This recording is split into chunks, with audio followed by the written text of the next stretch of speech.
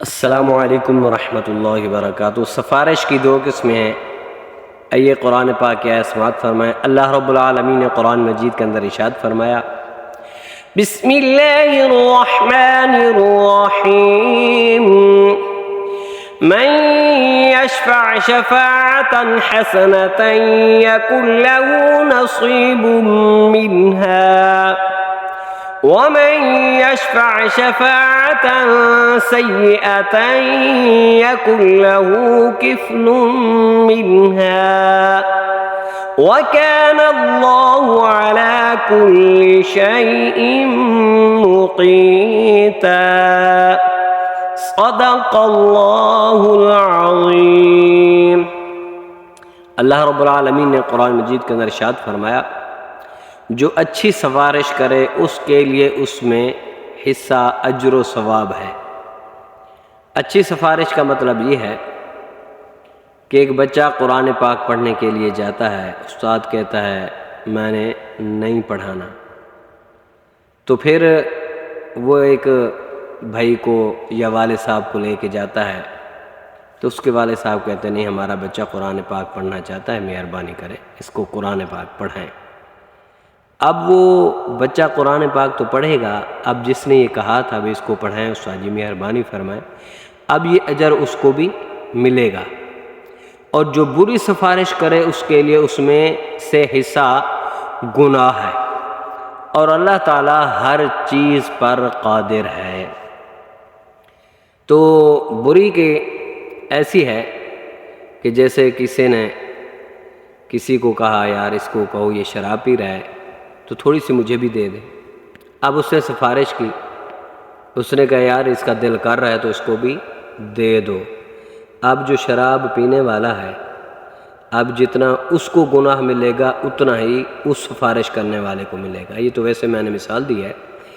تو اس آیت کریمہ میں سفارش کی دو قسمیں بیان ہوئی ہیں۔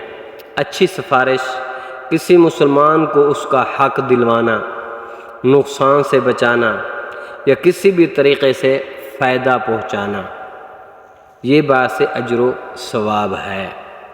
اگرچہ سفارش قبول نہ بھی ہو لیکن اس کو ثواب ملے گا، کیونکہ ایک شخص کا جو ہے حق دلوایا، اس نے سفارش کی نہیں مہربانی کرو یہ کام کر دو، یہ ایسا انسان ہے، تو اس لیے اگر بشرطے کہ رشوت نہ لی جائے، اصل تو یہی ہے، لیکن ہمارے پاکستان میں ماشاءاللہ، اور کسی بھی طرح شریعت کی خلاف ورزی بھی نہ ہو، بری سفارش، ناجائز کام کے لیے سفارش، نا اہل کو منصب پر دلوانا، جیسے آج کل پاکستان میں ہو رہا ہے کہ اس کو پتہ ہی نہیں ہوتا میں نے یہ کام کرنا ہے نہیں کرنا، یا وہ کام اس کا وہ اہل نہیں ہوتا اس کو دے دیتے ہیں، پھر بعد میں بڑا نقصان اٹھانا پڑتا ہے۔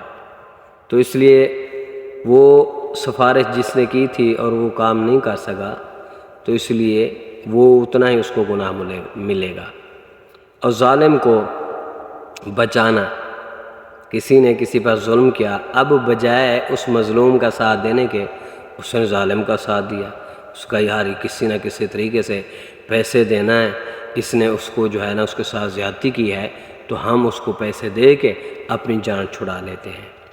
بچانے یا کسی بھی طرح دوسرے مسلمانوں کی حق تلفی کرنا، تو یہ سب عام ہے۔ اب میں کیا کیا مثال دوں، کیا کیا بتاؤں، یہ ناجائز اور گناہ کا کام ہے۔ تو اس لیے اچھی سفارش کریں، اچھے کام کریں، اور انشاءاللہ اس کا اجر بھی ضرور ملے گا، ثواب بھی ملے گا۔